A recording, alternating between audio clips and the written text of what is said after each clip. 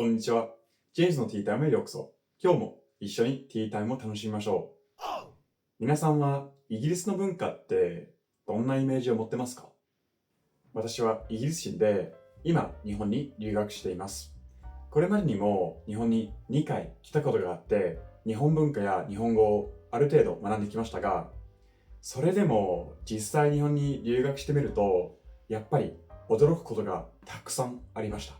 その中でも特に印象的だったのが、イギリスと日本の文化って意外と似ているところが多いということです。特にコミュニケーションの取り方がとっても似ていると感じました。イギリス人は日本語さえ話せれば結構すんなり日本社会に溶け込めるかもしれないと思うほどです。ということで、私が留学中に気づいたイギリスと日本のコミュニケーションの取り方の共通点4つ紹介したいと思います。イギリス人は日本人と同じように何かがあったらすぐに Sorry と謝ります。日本人が言うすみませんとほぼ同じ感覚で言ってます。例えば何か迷惑をかけた時や何かに失敗しちゃった時はもちろん Sorry と言います。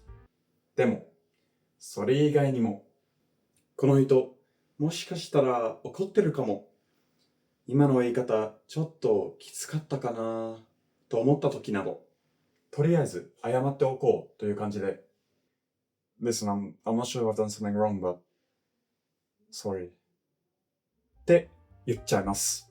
さらに道で人にぶつかった時、自分が悪くなくても Sorry、 ひどい時はテーブルにぶつかっても反射的に Sorry とテーブルにも言っちゃいます。日本人も同じことをするんですけど、テーブルに謝るのって意味わかんないんですよね。そして、sorry は聞き返すときにも使います。pardon や what ではなく、イギリスでは sorry というのが自然です。友達同士でも使います。あと、sorry は前置きとして結構便利だと思います。例えば、レストランに行って店員さんが自分の注文を少し間違えたとき、Sorry to be a pain, but I think the order might be a little bit wrong って言えます。つまり、イギリス人も日本人もすいません、Sorry を同じぐらい対応するんです。2つ目、イギリス人もめっちゃよくお願いします、Please とありがとう、Thank you を使います。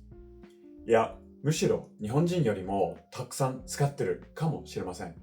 例えば、バスを降りるとき、日本でもたまにありがとうございますと運転手さんに感謝を伝える人がいますが、イギリスではほぼ全員が降りるとき、運転手さんに Thank you と声をかけます。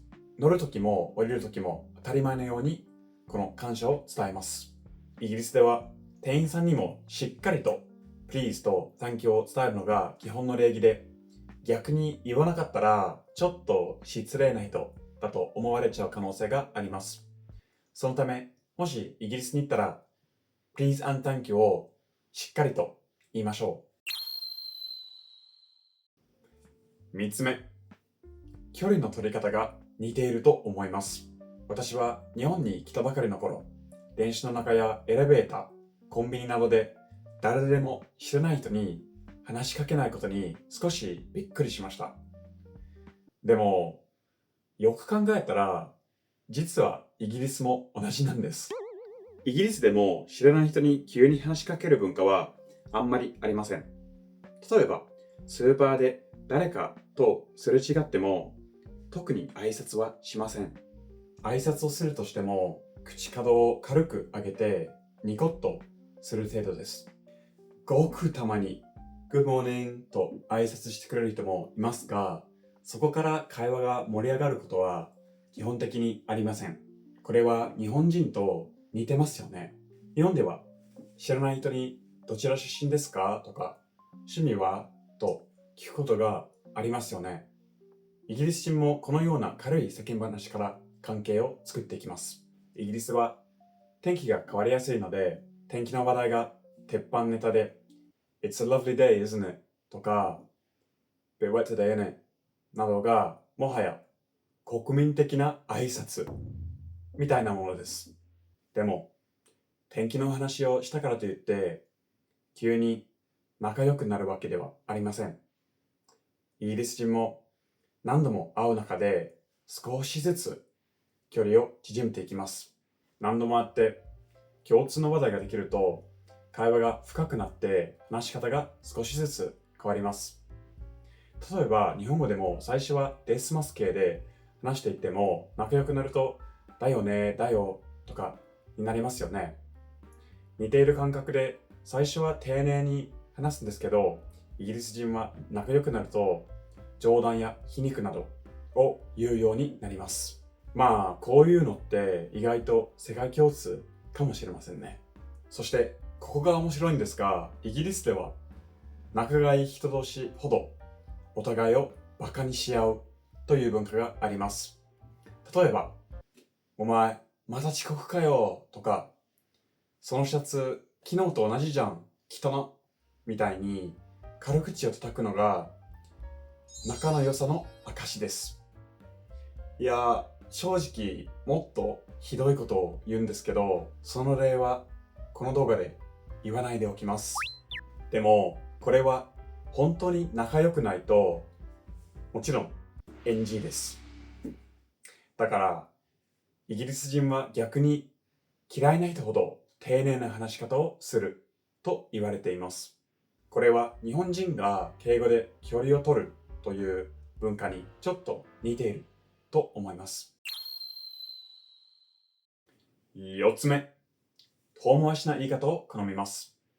日本では建前と本音があるっていうのはよく知られている話だと思うんですが、イギリスにも近い文化があります。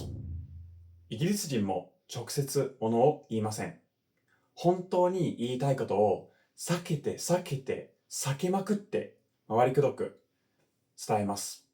例えば、あなたはイギリス人の友達に5分遅れて到着したとしましょう。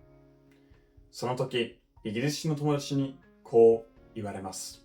Oh, sorry, I should have told you. There's a lot of roadworks and traffic recently, isn't there? さて、問題です。何と返しますか？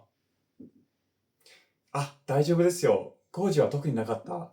とか、いや、謝らなくてもいいよ。とかは、絶対アウトです。NG です。正解は、ごめんなさい。ちょっと寝坊しちゃって、のように自分の遅刻を謝ることです。イギリス人はよく聞いたら、道路工事について聞くことで、なんで遅れたのって遠回しに聞いているんです。もう一つ例を挙げます。あなたがちょっと個性的な T シャツを試着して、イギリス人の友達に、これどう思うと聞いたとしましょう。すると、その友達はこう言います。That's an interesting t-shirt. あるいは、Well, it's certainly different. これ、どう見ても、ちょっといまいちかも、という意味ですよね。でも、相手を傷つけないようにやんわりと伝えるんです。このように、イギリス人も空気を読む、直接的な表現を避けることを大事にしています。これは日本の建前にちょっと似ていると思います。いかがだったでしょうか？イギリスと日本って遠い国同士だけど、どっちも島国で文化がちょっと似ているところもあります。特にコミュニケーションの取り方には共通点が多くて馴染みやすいと思います。イギリスと日本、あ、これ似てるんだなとか、あ、これ全然違うなと思うところがもしあれば、ぜひコメント欄で教えてください。面白かったらチャンネル登録もよろしくお願いします。では、次回のティータイムでまたお会いしましょう。バイバーイ。